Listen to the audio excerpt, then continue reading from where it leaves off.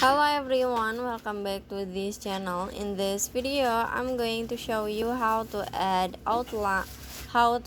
geometry effect on a VivaVideo apps. Now let's get started. First, open your VivaVideo apps, and after this, you can add the video that you want to edit. And now, if you wanna add a geometry effect, so you just click on the all effect at the bottom, and then click on the line.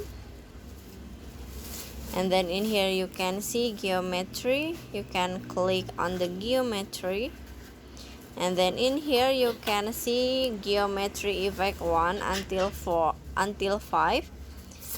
You can choose the geometry effect that you want. This is the geometric one, like this.